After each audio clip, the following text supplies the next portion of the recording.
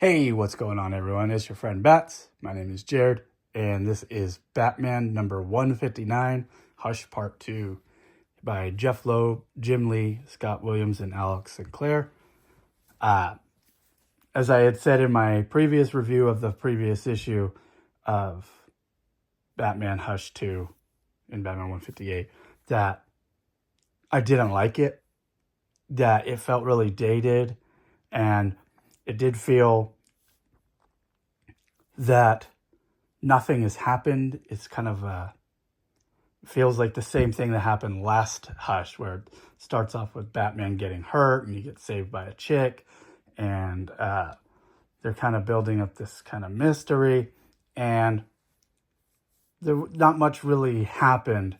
And one of my big complaints about Hush so far in the first issue is that it felt like Jeph Loeb hasn't read his Hush 1 came out in 2003. He hasn't read the 22 years of Batman or even tried to keep up with it. So he really played it safe and just kind of sequeled his own book, which I understand it's Hush 2, but when you're writing in the mainline Batman book, you kind of have to connect your story, like to the main Batman line, and it doesn't feel that way.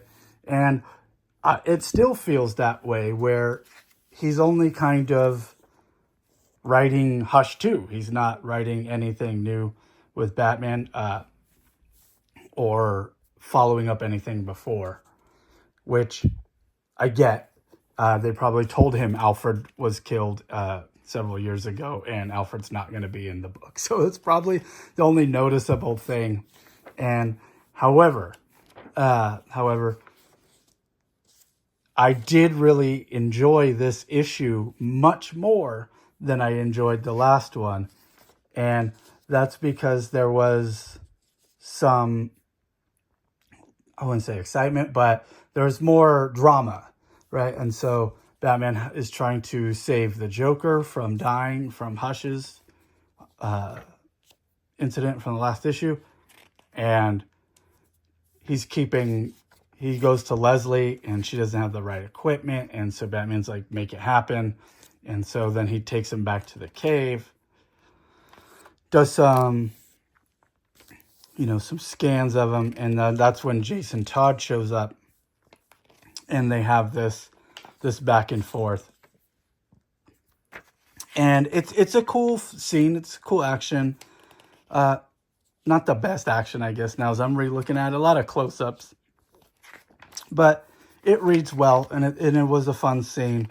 And I do like that Jason kind of just tells him, like, bro, drop the gun. We know you ain't going to kill nobody. When Batman has the gun to him, and Batman does. And then we get some Riddler here, and then Jason steals the Joker, and you find out that Jason is working for Hush. And that's kind of about it. Like, it's that's the thing, is it doesn't,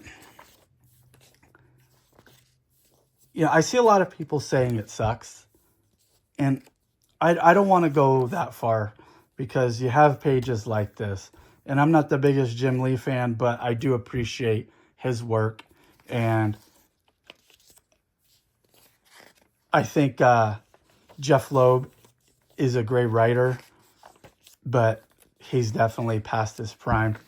And I feel like this is kind of a nostalgia run, and I'm kind of there for it, because I remember buying Hush off the shelves as it was coming out back in 2003. It was a really big deal back then, and it was a lot of fun back then. And so, I'm just kind of here for the nostalgia.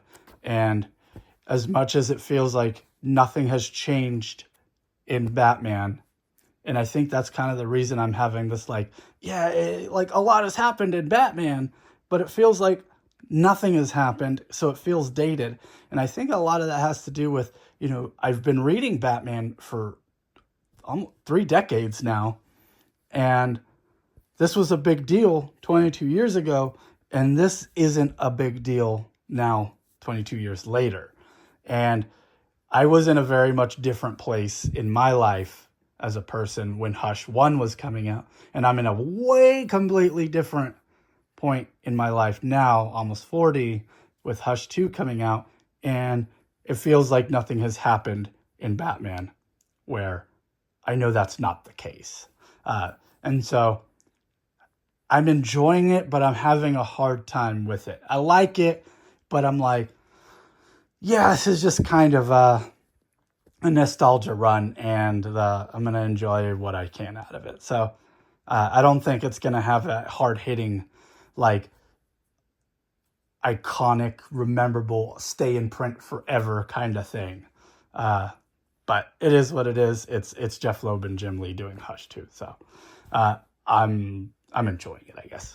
So thanks for watching. Catch you guys on the next one. Peace. And do all the YouTube things. Like, comment, subscribe. All right. Peace.